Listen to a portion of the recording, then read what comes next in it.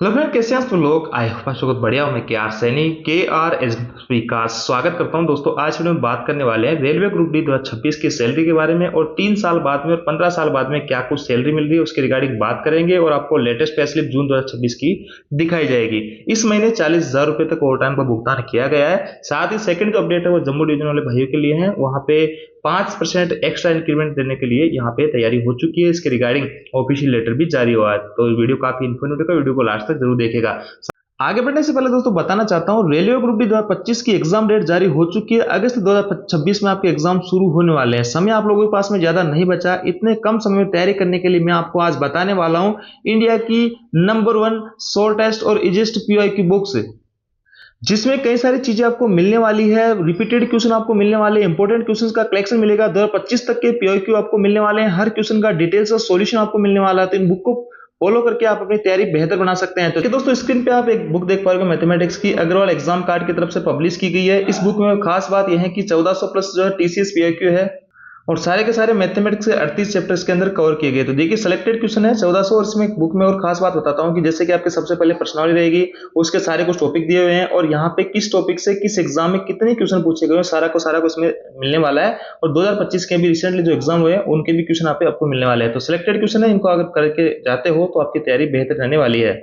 Mathematics की book तो रही, यहाँ पे आपकी रीजनिंग की बुक मिल जाएगी। और ये बुक आपकी जनरल अवेयरनेस की, जीके की, जिसमें सबसे ज्यादा प्रॉब्लम यहाँ पे फेस करते हैं। तो यहाँ पे 7100 प्लस टीसीएस पीओक्यू है। 15 चैप्टर के सारे चैप्टर कवर किए गए हैं। और देखिए, जैसे टॉपिक है, इस टॉपिक में जो आपको चैप्टर नेम है, चैप्टर के टॉपिक है, किस चैप्टर से किस एग्जाम में कितने कितने क्वेश्चन पूछे गए हैं, सारे के सारे मिलने वाले हैं। और हर क्वेश्चन का डिटेल से सोल्यूशन भी आपको मिल जाएगा। तो इन बुक को फॉलो करके आप अपनी तैयारी बेहतर बना सकते हैं। सभी बुक ऑनलाइन ऑफलाइन किसी माध्यम से बाय कर सकते हैं, और हिंदी और इंग्लिश मीडियम दोनों में अवेलेबल है। अब देखिए दोस्तों, सबसे पहले आप एक पे स्लिप देख पा रहे होंगे जो कि जून 2026 की है। और इधर देखेंगे पॉइंट्समैन बी ऑपरेटिंग डिपार्टमेंट, और इनकी जो डेट ऑफ ज्वाइनिंग है 31/5/2023 की है। 3 साल इनको कंप्लीट हो चुके हैं।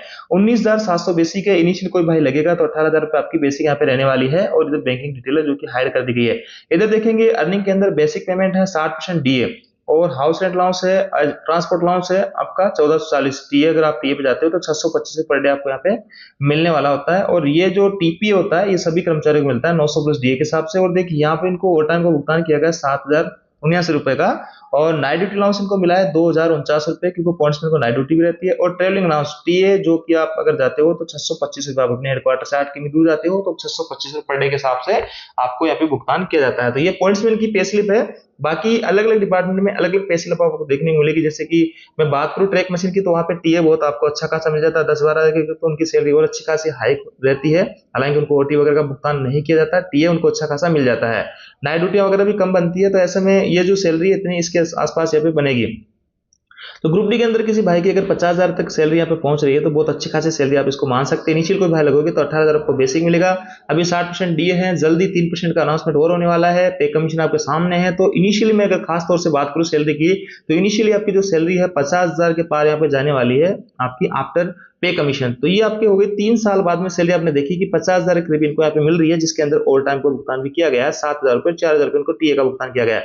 अगर ओवर टीए नाइट इनको हटा दे तो सैलरी आपकी जो है 32 से 35,000 के करीब यहाँ पे बनेगी, जो कि कई सारी पोस्टें पे होती है। जैसे कि मैं बात करूँ स्टोर वगैरह में, जहाँ पे किसी भी टाइप का कोई एक्स्ट्रा अलाउंसेस नहीं होता है। सीएनडब्ल्यू में खासतौर से किसी टाइप का अलाउंसेस नहीं होता है। तो ऐसे में यहाँ पे कम सैलरी बनती है, लेकिन पॉइंट्समैन को ओवर टाइम वगैरह, नाइट वगैरह, ये सारी चीजें यहाँ पे मिलती है, इसलिए इनका सैलरी अच्छी खासी यहाँ पे हो जाती है।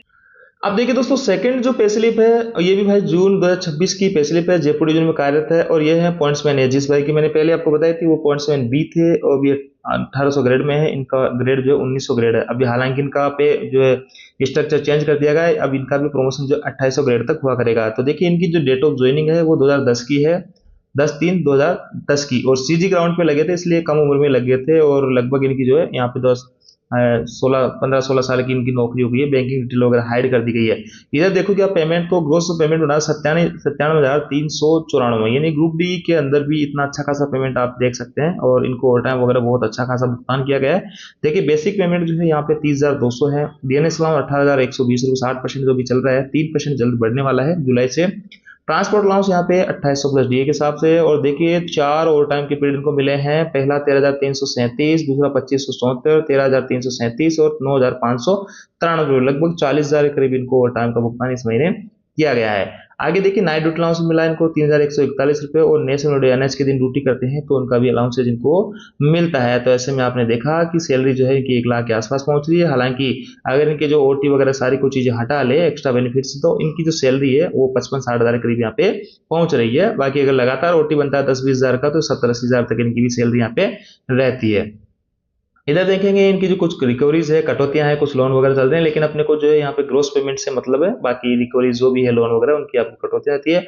और एनपीएस के अंदर बेसिक कुछ डीए का 10% करता है, जो कि सभी कर्मचारियों को करता है। और ये जो बैंक है इनमें सीटीडी वगैरह इन सेविंग तरीके से अपना यहाँ पे 2 बैंकों के सदस्य बने हैं। एलआईसी चल रही है 1645 रुपये की, और ये कर्मचारी कल्याण को 100 रुपये, रेलवे एम्प्लॉयज के लिए 30 रुपये, और ये बेसिक प्लस डीए का 10% यहाँ पे कटौती होती है। तो यहाँ पे मोटा मोटा आपने देखा कि जिस भाई की पे स्लिप आपको पहले दिखाई थी, उसमें अगर सारे कुछ ओटी वोटी वगैरह सारी चीजें हटा ले तो 35 हज़ार के आसपास पहुंच रही है, और इस 3 साल बाद में। और ये जो भाई है इनका भी एक्स्ट्रा अलाउंस अगर हटा ले तो इनकी जो सैलरी पहुंच रही है वो यहाँ पे पहुंचती है 55 से 60 हज़ार के करीब। तो दोनों की जो पे स्लिप है इसमें लगभग 20 हज़ार का यहाँ पे डिफरेंस आपको देखने को मिल रहा है। इनिशियल कोई भाई यहाँ पे ज्वाइनिंग करता है पॉइंट्समैन के अंदर, तो उसकी जो सैलरी है यहाँ पे आपको 30 से 35 हज़ार तक देखने को मिलेगी।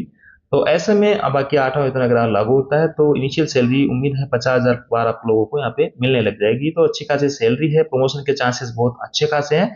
तो ऐसे में आप रेलवे को ज्वाइन कर सकते हैं।